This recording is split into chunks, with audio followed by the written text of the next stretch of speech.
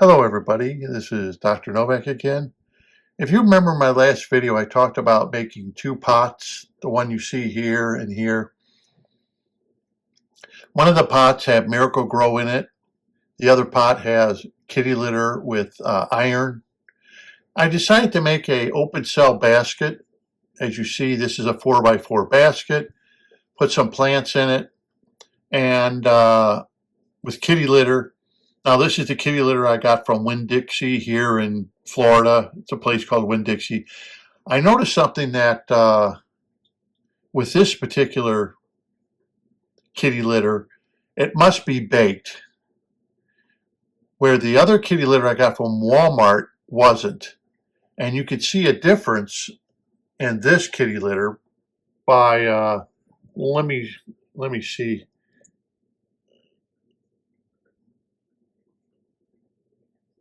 Yeah, you can see the difference in this kitty litter because it looks like little stones. You could use this for a substrate in an aquarium. But if you look at it, it's not getting mushy. It looks like little stones. Now, this is baked kitty litter. So apparently, not all the stores and everything carry here in the U.S., whether it's baked kitty litter like this, because look at this. It looks like little bitty stones, doesn't it?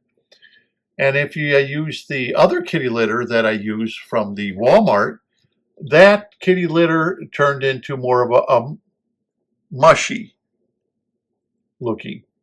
And it definitely has a consistency of mud. Okay. It can be used. There's nothing wrong with that. It can be used. It's just that I like the stone kitty litter better because, and I was trying to explain it to people. Yeah, you could use that even as a substrate or whatever, and it should be, pretty good. And then we found out that no, not all kitty litter, even here in the United States, is made the same. The kitty litter like that's here. In fact, I'm going to buy another bag of it. Just keep it on hand.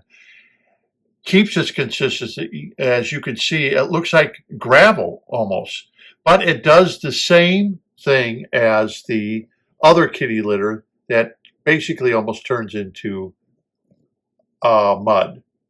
So when we take a look at the tank here, so now the experiment's going to be, we got one with kitty litter and laterite. The center one, of course, is just kitty litter alone, and then the other two are going to be, like I said, pure mud or the Miracle Grow. I don't know what people use. I just bought a small bag of Miracle Grow right from the garden center and planted up. Now, the difference is, what I wanted to find out also is we have two clay pots. And they're seasoned clay pots. If you remember some of my real old videos from years ago, these were the same clay pots used for the parrotfish. And so they're well seasoned for the aquarium use. Now, I've seen a lot of people do this. They take a clay pot and they use that to plant up plants because they don't want a substrate. Well, now I made up a basket of the kitty litter with the plant in it. The lights now, as you know, I'm using the Asta 120. The lights now have been on for about 4 hours. They came on at 8 o'clock, and it's now about noon. So they've been on about 4 hours, the Asta light.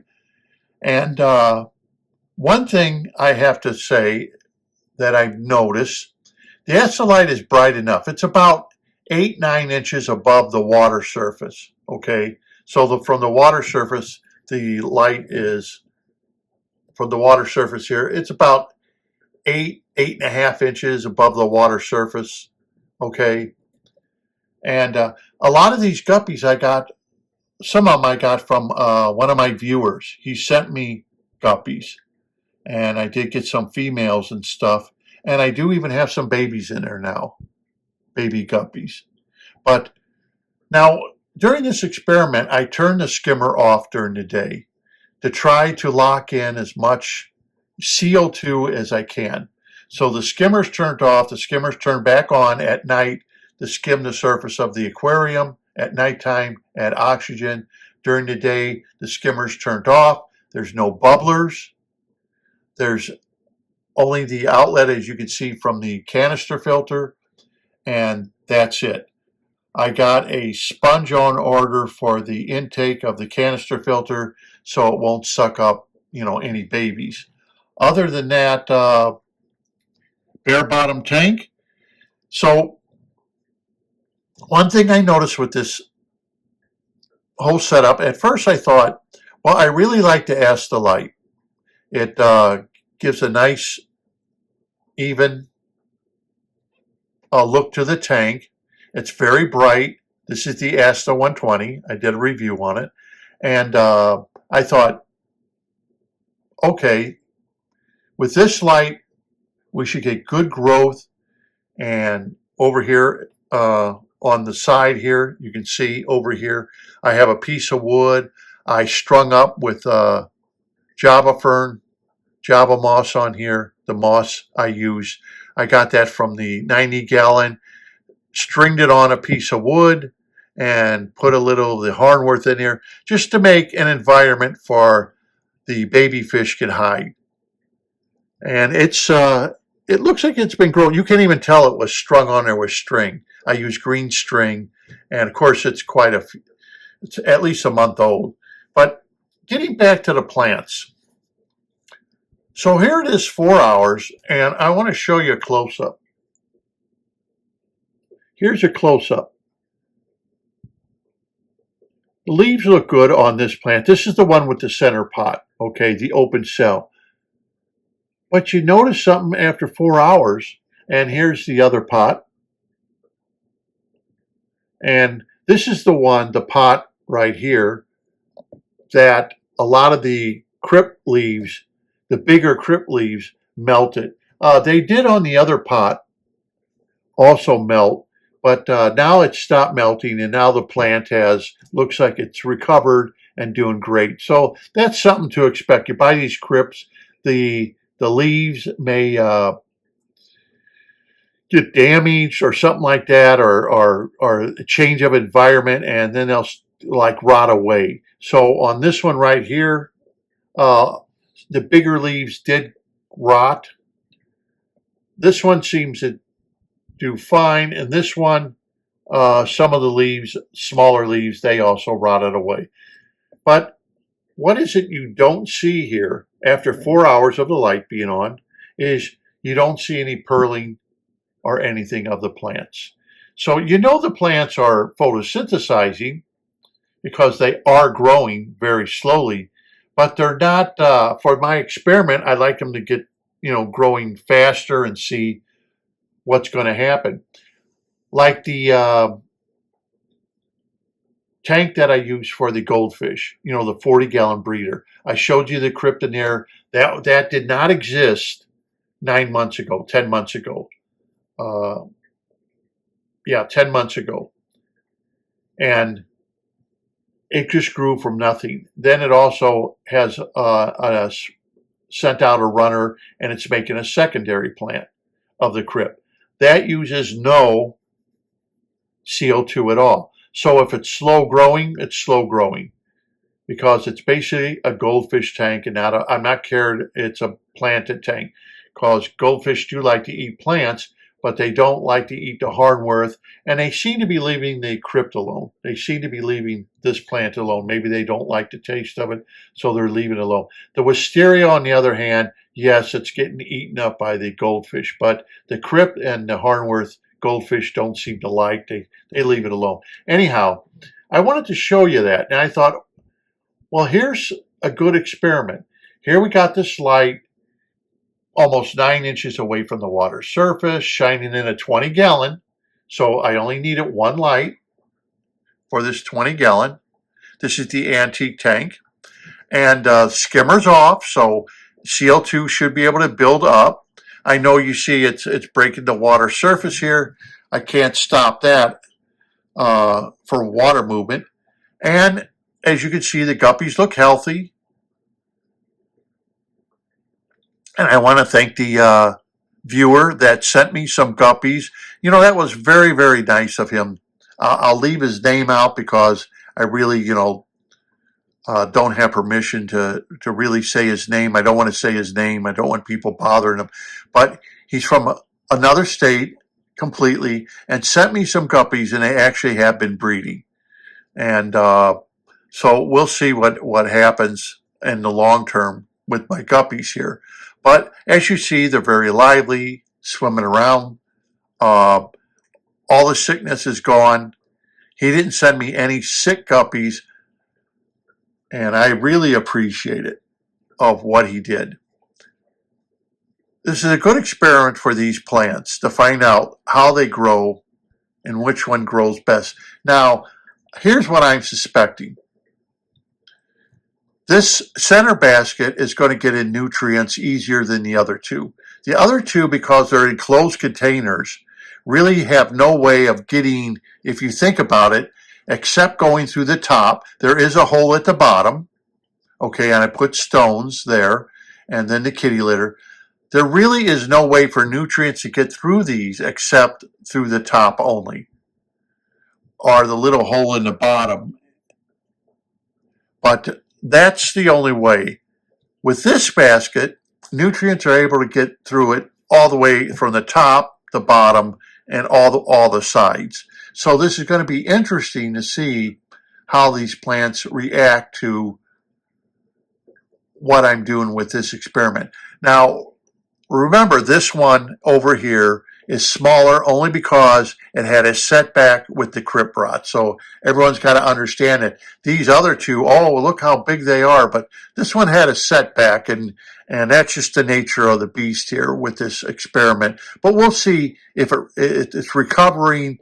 Does it flourish, and how well it does. And we can compare it then to the center basket that's able to get its nutrients and being sucked in through the kitty litter and ammonia and anything else going into the kitty litter. This tank is being run off, in case you're new here. As you notice, there's no bubblers. There's nothing in this tank. It's all being run from a BCB basket. And that basket has to be going on 2 years old. So it's a well-mature basket. It never has to be cleaned out. So all you have to do is any kitty litter comes out of it is replace the kitty litter in the basket, and you're good to go. You just close it up, rinse off the outside of the basket and put it back in the canister filter. That runs this. It ran it with the goldfish. It's running with the guppies. So you don't need sponge filters. You don't need bubblers. You don't need any of the noise. 100% is being run from a canister filter with a BCB basket, and the water is flowing around the basket, not through the basket, and then it goes through filter medias, like sponges and stuff like that, just to clean the water. So now that we look at this and we see after 4 hours, no photosynthesis. So what I decided to do is, okay, I'm going to get a CO2 air stone. And you can see it off the back there. You can see it going up and out. You can see the airline tubing, stainless steel one. And I'm going to show you a little trick with stainless steel ones in case your bubbler's not working quite right. I'll show you a little trick with them, how easy they are. That is a 250 millimeter, which is 9 inches, 9.5 inches, 250 millimeter for this tank. It's a great size for this 20 gallon. They come in different lengths. They come in like 9 inch, 12 inch, 15. I think there's like 4 sizes you can buy of the stainless steel, and they just unscrew and you can clean out the ceramic stone that's inside there.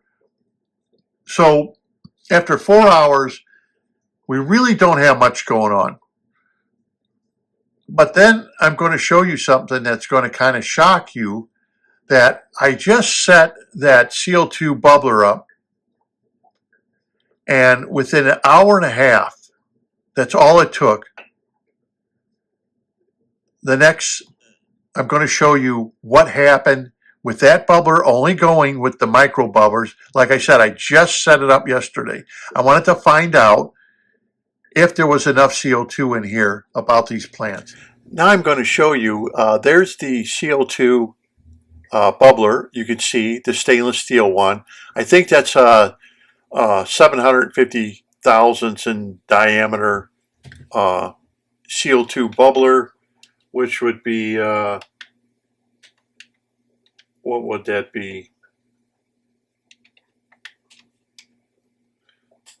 19 millimeters, something like that.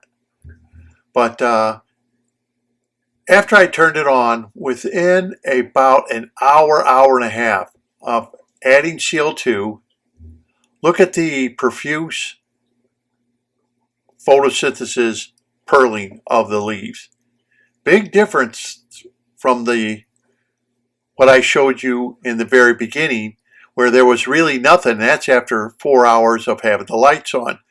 So here's something that kind of tricks us. And there's the CO2. I think it's 2 bubbles per second. I just put it in the corner. And you can even see the photosynthesis on the hornwort. And look at the moss. You can even see it's bubbling. So we can definitely tell that this little 20-gallon aquarium here is really lacking in CO2. Now, here's the center plant that has the BCB basket. And look how it's pearling. You can actually see the oxygen bubbles coming from the leaves.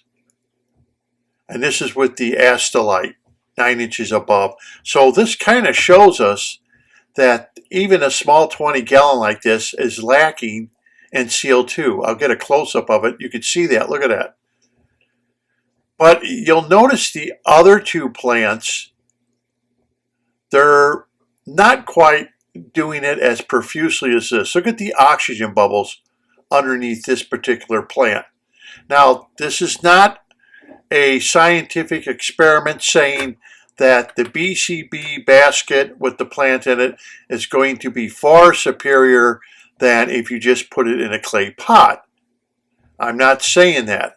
What I'm saying here is the difference between this plant and how it's pearling and bubbling compared to the other 2 plants that are in clay pots.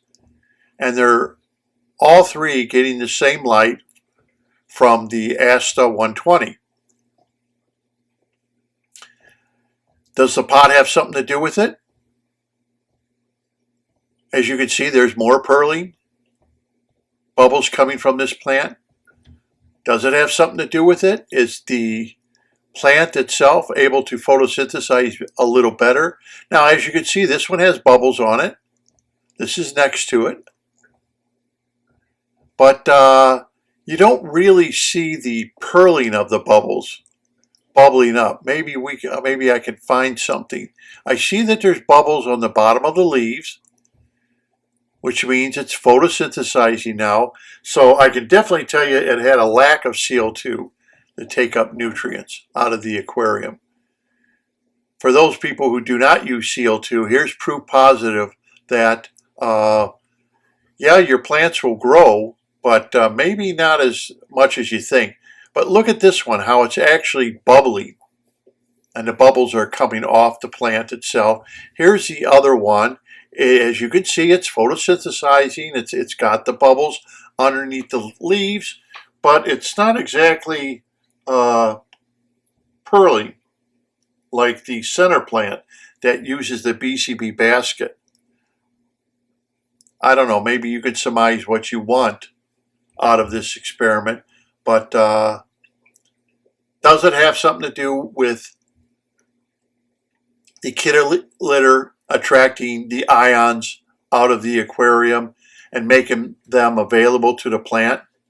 Does it have something to do with it? And remember, one of these clay pots has pure dirt inside of it, the Miracle Grow. So that ought to have abundance of nutrients compared to the pot that just is plain kitty litter, and that does not have laterite in it. but I did add some iron. But let's see, is this one purling like the center plant? I can't see. Myself, I can't see like the center plant. Center plant's really going to town with that light. Look at that. You can see it from here. So, I don't know. You make a judgment call on it. They're all photosynthesizing, except the center one seems to be doing better. I realize this experiment is not conclusive, but if I wasn't getting photosynthesis before, added to CO2, now you can see they're purling, they're bubbling, and the only difference is the kitty litter with the clay in an open cell basket. They're all getting the same amount of light because they're right next to each other. Anyhow, that's enough for this video. I just thought I would show you. It does bring up questions whether or not the plants are photosynthesizing better. Is it because of light, or is it because it's nutrients? Anyhow, this is Dr. Novak, and I want to thank you for watching, and don't forget to subscribe. Until next time, happy fish keeping.